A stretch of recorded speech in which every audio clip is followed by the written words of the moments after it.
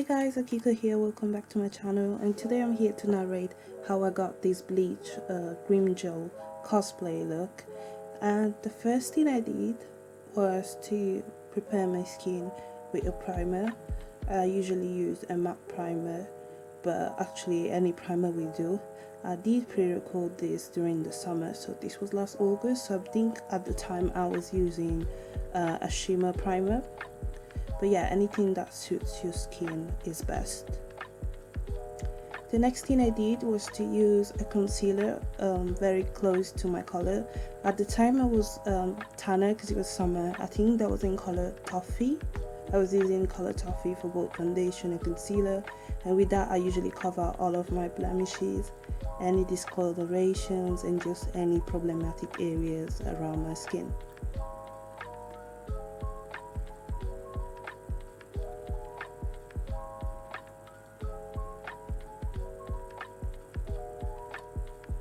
After applying the concealer, I usually go on straight with the foundation. I don't really blend the concealer by itself. I kind of blend the concealer as I'm applying the foundation, and I noticed that that actually gives me great coverage, and as well allows like any oxidation to occur to the concealer firsthand. And as I'm blending it with the foundation, I just get like great results. But it doesn't really matter, that's just something that I do myself in my daily routine.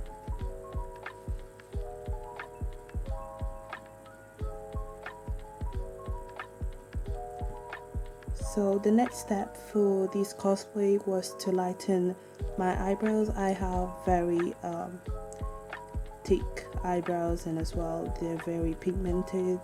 So it actually took me a couple of layers of using like a lighter shade concealer. If you have anything white or anything lighter than your skin tone, that should do. Anything that's sticky enough, as we're gonna apply some color later on.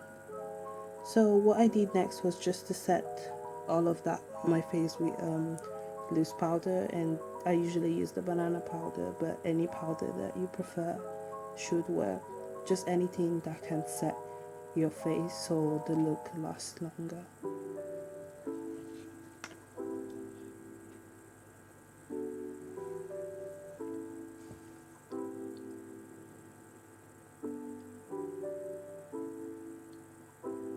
The next thing I did was to actually shade my eyebrows.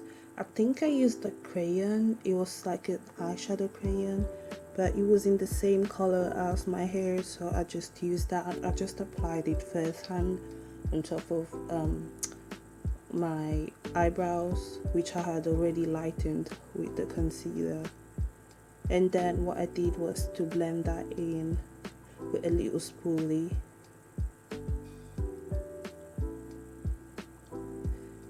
And the blending was just so it would come out more natural. As I said, I have really dark eyebrows, so you can see there's still a bit of black peeking out, but that was good for me because it blended just like my hair. The next step I did was actually to contour my nose, and I usually use a powder contour, but if you prefer using a cream contour, that will also do.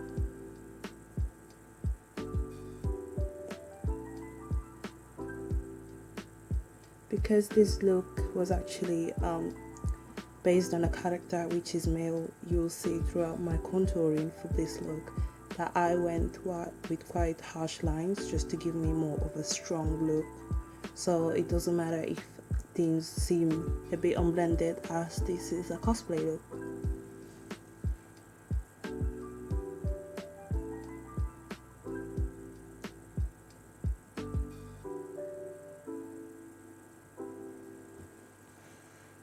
So I did try to give myself a more sharp jawline, as well as cheekbones, as I have an oval shaped face. So if you have a face which has more defined features, I think that will help with the look.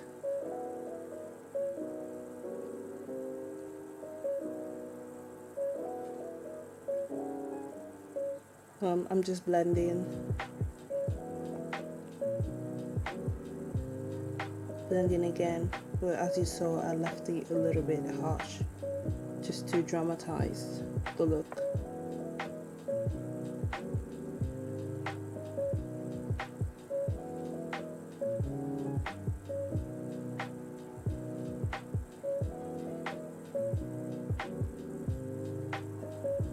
So the next thing I did was to apply like a mixture of brown and what seems like kind of like an orangey peachy look, and I did that just to kind of create more definition to my eyes.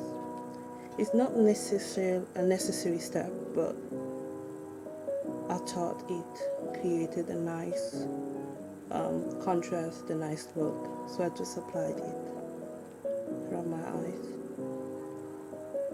I think any natural color would work good with this cosplay. The next thing I did was to use a pigmented pomade. I think that's like a gel shadow I used at the time, and what I did was just outlining the lines for like the eyeshadow look that Grimmjow usually has.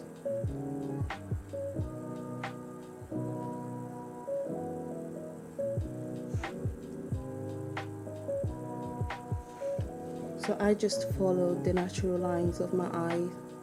My eyes are kind of almond shaped, so I just followed that and extended it a bit further, starting from the bottom around the corner. I think with this part of the cosplay you can go as wide as you want, as dramatic as you want. I just tried to keep it a moderate size.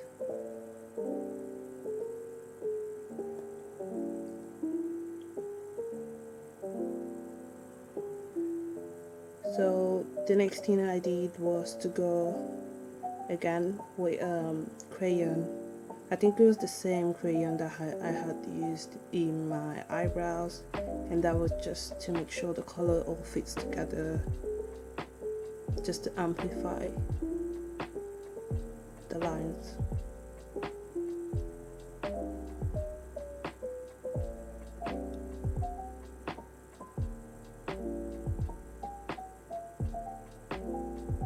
So I just did the same thing over the other eye and just went on adding more product where I felt it was needed. So using a shadow really close to the color I had applied previously, I just went and patted it into the skin, and that was more to act as a setting powder, to be honest.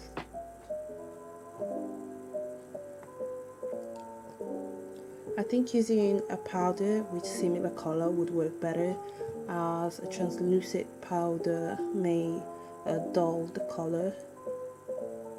The next thing I did was actually rip out my face paint, and I used a combination of white, black and green actually, and that was to actually draw the mask. I could have actually bought a plastic mask as those were on sale, but I wanted to make it a little bit more artistic, so I just drew it on. I kind of have a small face, so I had limited space, although I think I could have extended the outline a little bit more, but that was my first attempt at this. I hadn't practiced it beforehand. So as shown here, I'm just outlining the general shape of the mask and then applying the white paint all over to create the base for the skull design, or a mandible skull design.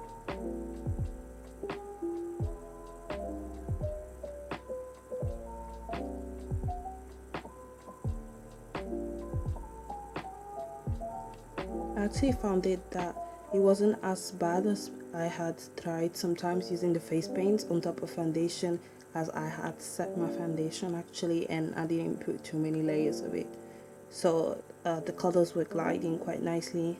The next thing I'm doing here is applying a combination of black and green, although the ratio of black to green was 3:1, and I'm just further outlining the outer shape of the supposed mask. It actually took quite a while to get all the details done and not mess up. And I think it was really hard to outline and draw all the teeth. I tried to do it as accurately as possible.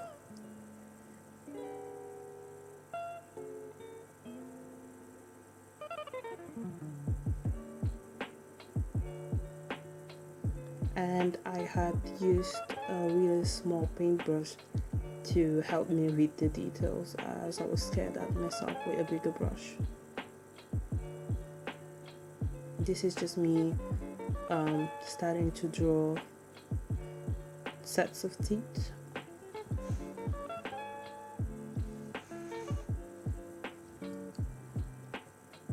I tried to draw them using like a rhombus type of technique and overlaying them just as you would expect when you're biting down your teeth overlining. So that's how I attempted to draw them. I first kind of drew the general shape first. So I am going back later on and adding more details and more color to increase the contrast. As you've seen, I've started here to increase the contrast to accentuate the shape of the overlining teeth. So I started with white, just pure white this time. I used pure white and pure black to increase the contrast throughout the drawings. So I ended up going over them multiple times actually.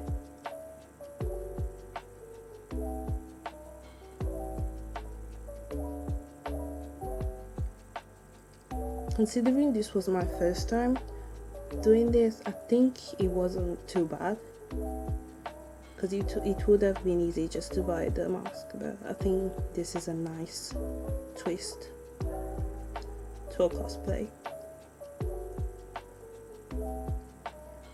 As you can see, as you add more color and more contrast, the drawings comes to life. Yeah, I could have definitely extended it a little bit further on my face, but this doesn't look too bad either.